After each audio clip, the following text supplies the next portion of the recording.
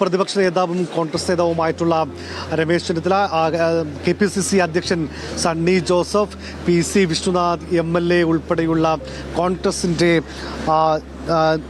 നേതാക്കൾ VSന് അന്തിമോപചാരം അർപ്പിക്കുന്നു.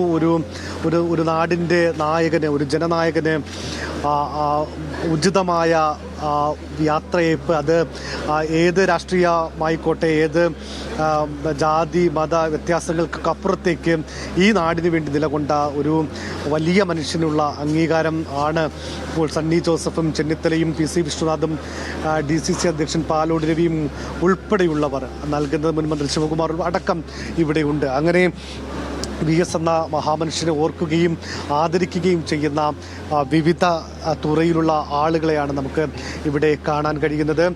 ബിനിൽ ചോദിച്ച അതുപോലെ നമുക്ക് ഇന്നിപ്പോൾ വീട്ടിൽ നിന്ന് ദർബാർ ഹാളിലേക്ക് കൊണ്ടുവരുന്നത് വളരെ കൃത്യമായി പറഞ്ഞ സമയത്ത് തന്നെ അവിടെ നിന്ന് യാത്ര പുറപ്പെട്ടെങ്കിലും ആ യാത്ര ഏകദേശം 3/4 മണിക്കൂറിനപ്പുറത്തേക്ക് കടന്നു.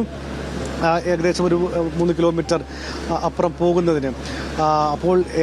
ഇപ്പോൾ ഞാൻ മനസ്സിലാക്കുന്നത്, ഇപ്പോൾ സംസ്ഥാന പോലീസ് മേധാവി Rawada Chandrasekhar, ADGP S Sreejith, intelligence മേധാവി P വിജയൻ ഉൾപ്പെടെയുള്ള ADGP MR Ajith Kumar, Thiruvananthapuram city police commissioner Thomson Jose, Nishanthini അടക്കമുള്ള IPS ഉദ്യോഗസ്ഥർ അദ്ദേഹത്തിന് ആദരാഞ്ജലി അർപ്പിക്കാൻ വേണ്ടി എത്തുന്നു എന്നാണ് മനസ്സിലാക്കുന്നത്.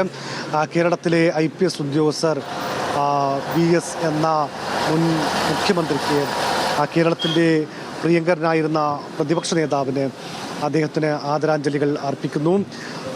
സംസ്ഥാനത്തെ IPS ഉദ്യോഗസ്ഥരാണ് ഇപ്പോൾ VSന് ആദരവ് അർപ്പിക്കുന്നതിന് വേണ്ടി ഇപ്പോൾ നിരയായി ഇവിടേക്ക് എത്തുന്നത്.